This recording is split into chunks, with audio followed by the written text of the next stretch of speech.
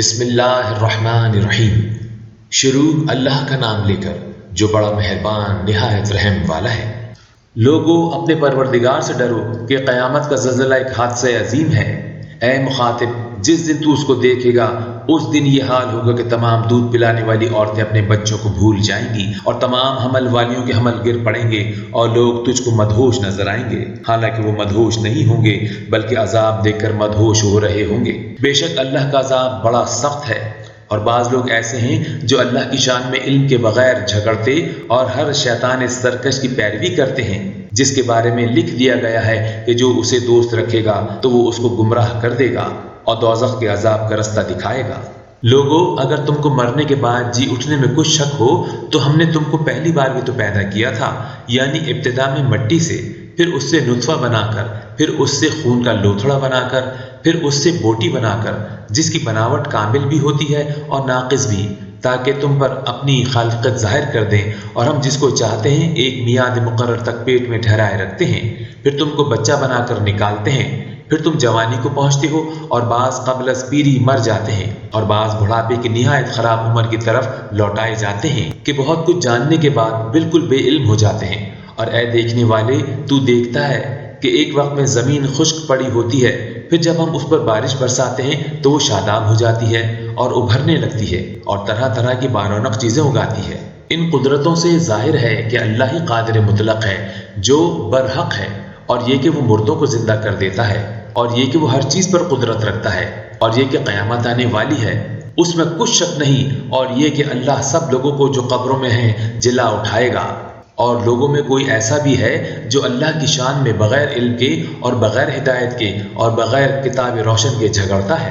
اور تکبر سے گردن موڑ لیتا ہے تاکہ لوگوں کو اللہ کے رستے سے گمراہ کر دے، اس کے لیے دنیا میں ذلت ہے، اور قیامت کے دن ہم اسے عذاب آتش سوزاں کا مزہ چکھائیں گے۔ اے سرکش، یہ اس کفر کی سزا ہے جو تیرے ہاتھوں نے آگے بھیجا ہے، اور اللہ اپنے بندوں پر ظلم کرنے والا نہیں۔ اور لوگوں میں بعض ایسا بھی ہے جو کنارے پر کھڑا ہو کر اللہ کی عبادت کرتا ہے، اگر اس کو کوئی دنیاوی فائدہ پہنچے تو اس کے سبب مطمئن ہو جائے، اور اگر کوئی آفت آ پڑے تو منہ کے بل لوٹ جائے، یعنی پھر کافر ہو جائے۔ اس نے دنیا میں بھی نقصان اٹھایا اور آخرت میں بھی، یہی تو صاف نقصان ہے۔ یہ اللہ کے سوا ایسی چیز کو پکارتا ہے جو نہ اسے نقصان پہنچائے اور نہ فائدہ دے سکے، یہی تو پرلے درجے کی گمراہی ہے۔ بلکہ ایسے شخص کو پکارتا ہے جس کا نقصان فائدے سے زیادہ قریب ہے۔ ایسا دوست بھی برا اور ایسا ساتھی بھی برا۔ جو لوگ ایمان لائے اور عمل نیک کرتے رہے، اللہ ان کو بہشتوں میں داخل کرے گا جن کے نیچے نہریں بہہ رہی ہیں، کچھ شک نہیں کہ اللہ جو چاہتا ہے کرتا ہے۔ جو شخص یہ گمان کرتا ہے کہ اللہ اس کو دنیا اور آخرت میں مدد نہیں دے گا، تو اس کو چاہیے کہ اوپر کی طرف یعنی اپنے گھر کی چھت میں ایک رسی باندھے، پھر اس سے اپنا گلا گھونٹ لے، پھر دیکھے کہ آیا یہ تدبیر اس کے غصے کو دور کر دیتی ہے۔ اور اسی طرح ہم نے اس قرآن کو اتارا جس کی تمام باتیں کھلی ہوئی ہیں، اور یہ یاد رکھو کہ اللہ جس کو چاہتا ہے ہدایت دیتا ہے۔ جو لوگ مومن یعنی مسلمان ہیں اور جو یہودی ہیں اور ستارہ پرست اور عیسائی اور مجوسی اور مشرک، اللہ ان سب میں قیامت کے دن فیصلہ کر دے گا، بے شک اللہ ہر چیز سے باخبر ہے۔ کیا تم نے نہیں دیکھا کہ جو مخلوق آسمانوں میں ہے اور جو زمین میں ہے، اور سورج اور چاند ستارے اور پہاڑ اور درخت اور چوپائے اور بہت سے انسان اللہ کو سجدہ کرتے ہیں، اور بہت سے ایسے ہیں جن پر عذاب ثابت ہو چکا ہے، اور جس شخص کو اللہ ذلیل کرے اس کو کوئی عزت دینے والا نہیں، بے شک اللہ جو چاہتا ہے کرتا ہے۔ کیونکہ آیت سجدہ تلاوت کی گئی ہے لہذا سننے والوں پر سجدہ واجب ہے۔ یہ دو فریق ایک دوسرے کے دشمن اپنے پروردگار کے بارے میں جھگڑتے ہیں، تو جو کافر ہیں ان کے لیے آگ کے کپڑے قطع کیے جائیں گے اور ان کے سروں پر جلتا ہوا پانی ڈالا جائے گا، اس سے ان کے پیٹ کے اندر کی چیزیں اور کھالیں گل جائیں گی، اور ان کے مارنے کے لیے لوہے کے ہتھوڑے ہوں گے۔ جب وہ چاہیں گے کہ اس رنج و تکلیف کی وجہ سے دوزخ سے نکل جائیں تو پھر اسی میں لوٹا دیے جائیں گے، اور کہا جائے گا کہ جلنے کے عذاب کا مزہ چکھتے رہو۔ جو لوگ ایمان لائے اور عمل نیک کرتے رہے، اللہ ان کو بہشتوں میں داخل کرے گا جن کے نیچے نہریں بہہ رہی ہیں، وہاں ان کو سونے کے کنگن پہنائے جائیں گے اور موتی، اور وہاں ان کا لباس ریشمی ہوگا۔ اور ان کو اچھی بات کی طرف رہنمائی کی گئی اور خوبیوں والے مالک کی راہ بتائی گئی۔ جو لوگ کافر ہیں اور لوگوں کو اللہ کے رستے سے اور مسجد حرام سے جسے ہم نے لوگوں کے لیے یکساں عبادت گاہ بنایا ہے، روکتے ہیں، خواہ وہ وہاں کے رہنے والے ہوں یا باہر سے آنے والے، اور جو اس میں شرارت سے کجروی و کفر کرنا چاہے تو اس کو ہم درد دینے والے عذاب کا مزہ چکھائیں گے۔ اور ایک وقت تھا جب ہم نے ابراہیم کو خانہ کعبہ کا مقام بتا دیا اور ارشاد فرمایا کہ میرے ساتھ کسی چیز کو شریک نہ کرنا، اور طواف کرنے والوں اور قیام کرنے والوں اور رکوع کرنے والوں اور سجدہ کرنے والوں کے لیے میرے گھر کو صاف رکھا کرنا، اور لوگوں میں حج کے لیے اعلان کر دو کہ تمہاری طرف پیدل اور دبلے دبلے اونٹوں پر جو دور دراز رسوں سے چلے آتے ہوں سوار ہو کر چلے آئیں، تاکہ اپنے فائدے کے کاموں کے لیے حاضر ہوں، اور قربانی کے ایام معلوم میں مویشی چوپایوں کے ذبح کے وقت جو اللہ نے ان کو دیے ہیں ان پر اللہ کا نام لیں۔ اب اس میں سے تم خود بھی کھاؤ اور خستہ حال ضرورت مند کو بھی کھلاؤ۔ پھر چاہیے کہ لوگ اپنا میل کچیل دور کریں اور منتیں پوری کریں اور اس قدیم گھر یعنی بیت اللہ کا طواف کریں۔ یہ ہمارا حکم ہے، اور جو شخص ادب کی چیزوں کی جو ہم نے مقرر کی ہیں تعظیم کرے تو اس کے پروردگار کے نزدیک اس کے حق میں بہتر ہے، اور تمہارے لیے مویشی حلال کر دیے گئے ہیں سوائے ان کے جو تمہیں پڑھ کر سنائے جاتے ہیں، تو بتوں کی پلیدی سے بچو اور جھوٹی بات سے پرہیز کرو، صرف ایک اللہ کے ہو کر اور اس کے ساتھ شریک نہ ٹھہرا کر، اور جو شخص کسی کو اللہ کے ساتھ شریک مقرر کرے تو وہ گویا ایسا ہے جیسے آسمان سے گر پڑے پھر اس کو پرندے اچک لے جائیں یا ہوا کسی دور جگہ اڑا کر پھینک دے۔ یہ ہمارا حکم ہے، اور جو شخص ادب کی چیزوں کی جو اللہ نے مقرر کی ہیں تعظیم کرے تو یہ کام دلوں کی پرہیزگاری سے ہے۔ ان میں ایک وقت مقرر تک تمہارے لیے فائدے ہیں، پھر ان کو اس قدیم گھر یعنی بیت اللہ تک پہنچنا اور ذبح ہونا ہے۔ اور ہم نے ہر ایک امت کے لیے قربانی کا طریقہ مقرر کر دیا ہے، تاکہ جو مویشی چوپائے اللہ نے ان کو دیے ہیں ان کے ذبح کرنے کے وقت ان پر اللہ کا نام لیں۔ سو تمہارا معبود ایک ہی ہے تو اسی کے فرما بردار ہو جاؤ، اور عاجزی کرنے والوں کو خوشخبری سنا دو۔ یہ وہ لوگ ہیں کہ جب اللہ کا نام لیا جاتا ہے تو ان کے دل ڈر جاتے ہیں، اور جب ان پر مصیبت پڑتی ہے تو صبر کرتے ہیں اور نماز آداب سے پڑھتے ہیں، اور جو مال ہم نے ان کو عطا فرمایا ہے اس میں سے نیک کاموں میں خرچ کرتے ہیں۔ اور قربانی کے اونٹوں کو بھی ہم نے تمہارے لیے اللہ کے شاعر مقرر کیا ہے، ان میں تمہارے لیے فائدے ہیں، تو قربانی کرنے کے وقت قطار باندھ کر ان پر اللہ کا نام لو، پھر جب وہ پہلو کے بل گر پڑیں تو ان میں سے کھاؤ، اور قناعت سے بیٹھے رہنے والوں اور سوال کرنے والوں کو بھی کھلاؤ۔ اس طرح ہم نے ان کو تمہارے زیر فرمان کر دیا ہے تاکہ تم شکر کرو۔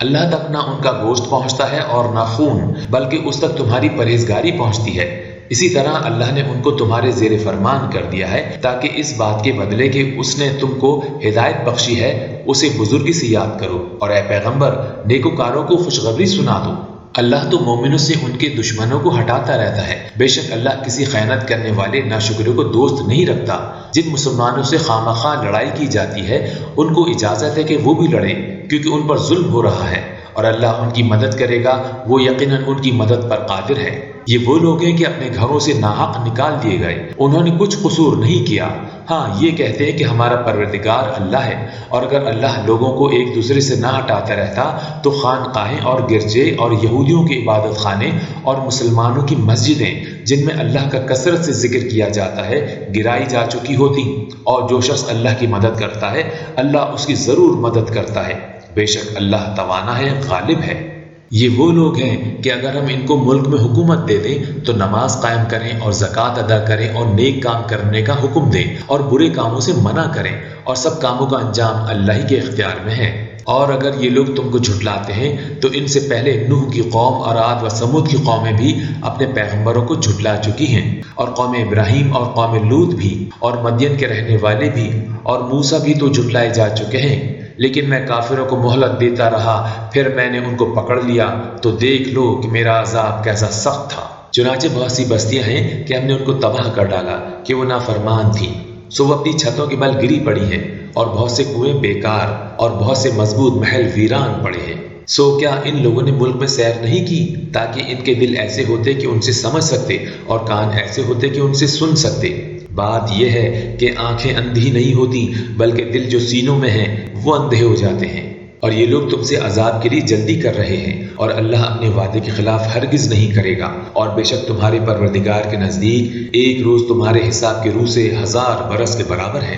اور بہت سی بستیاں ہیں کہ میں ان کو مہلت دیتا رہا جبکہ وہ نافرمان تھی، پھر میں نے ان کو پکڑ لیا اور میری ہی طرف لوٹ کر آنا ہے۔ اے پیغمبر کہہ دو کہ لوگوں میں تم کو کھلم کھلا خبردار کرنے والا ہوں، تو جو لوگ ایمان لائے اور کام نیک کیے ان کے لیے بخشش اور عزت کی روزی ہے،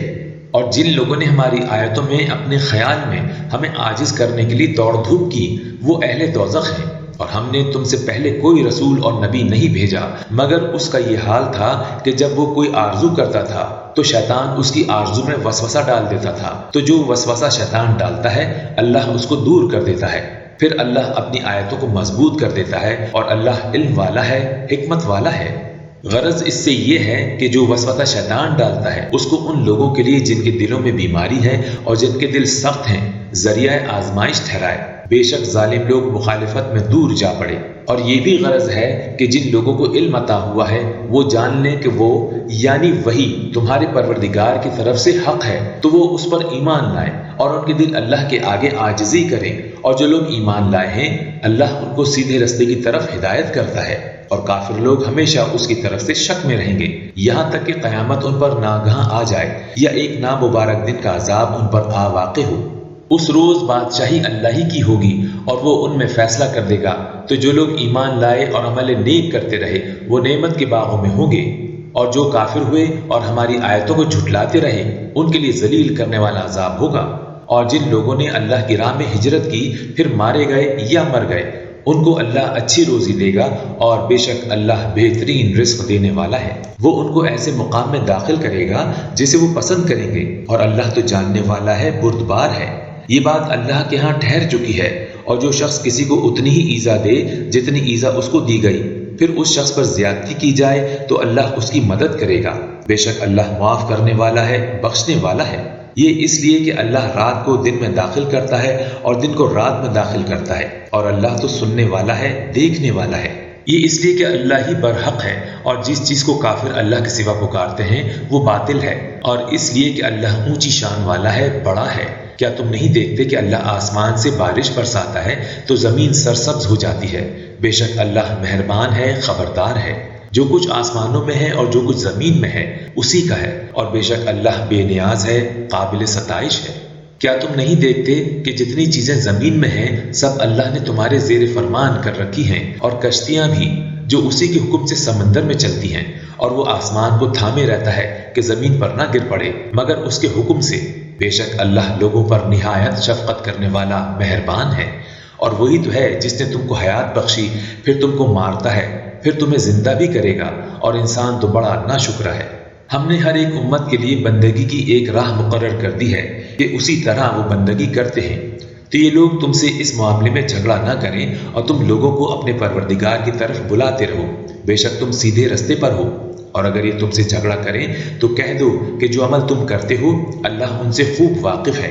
جن باتوں میں تم اختلاف کرتے ہو اللہ تم میں قیامت کے روز ان کا فیصلہ کر دے گا۔ کیا تم نہیں جانتے کہ جو کچھ آسمان اور زمین میں ہے اللہ اس کو جانتا ہے؟ یہ سب کچھ کتاب میں لکھا ہوا ہے، بے شک یہ سب اللہ کو آسان ہے۔ اور یہ لوگ اللہ کے سوا ایسی چیزوں کی عبادت کرتے ہیں جن کی اس نے کوئی سند نازل نہیں فرمائی، اور نہ ان کے پاس اس کی کوئی دلیل ہے، اور ظالموں کا کوئی بھی مددگار نہیں ہوگا۔ اور جب ان کو ہماری صاف صاف آیتیں پڑھ کر سنائی جاتی ہیں تو ان کی شکل بگڑ جاتی ہے، اور تم ان کے چہروں میں صاف طور پر ناگواری دیکھتے ہو۔ ایسا لگتا ہے کہ جو لوگ ان کو ہماری آیتیں پڑھ کر سناتے ہیں ان پر حملہ کر دیں۔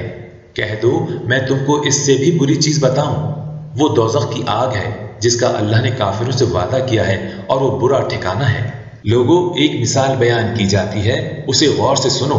کہ جن لوگوں کو تم اللہ کے سوا پکارتے ہو وہ ایک مکھی بھی نہیں بنا سکتے، اگرچہ اس کے لیے سب اکٹھے ہو جائیں، اور اگر ان سے مکھی کوئی چیز چھین لے جائے تو اسے چھڑا نہیں سکتے۔ طالب اور مطلوب یعنی عابد اور معبود دونوں گئے گزرے ہیں۔ ان لوگوں نے اللہ کی قدر جیسی کرنی تھی نہیں کی۔ کچھ شک نہیں کہ اللہ زبردست ہے، غالب ہے۔ اللہ فرشتوں میں سے پیغام پہنچانے والے منتخب کر لیتا ہے اور انسانوں میں سے بھی، بے شک اللہ سننے والا ہے، دیکھنے والا ہے۔ جو ان کے آگے ہے اور جو ان کے پیچھے ہے وہ اس سے واقف ہے، اور سب کاموں کا رجوع اللہ ہی کی طرف ہے۔ مومنوں رکوع کرتے اور سجدہ کرتے اور اپنے پروردگار کی عبادت کرتے رہو اور نیک کام کرو تاکہ فلاح پاؤ، کیونکہ آیت سجدہ تلاوت کی گئی ہے لہٰذا سننے والوں پر سجدہ واجب ہے۔ اور اللہ کی راہ میں جہاد کرو جیسا جہاد کرنے کا حق ہے، اس نے تم کو منتخب کیا ہے اور تم پر دین کی کسی بات میں تنگی نہیں کی، اور تمہارے لیے تمہارے باپ ابراہیم کا دین پسند کیا۔ اسی اللہ نے پہلے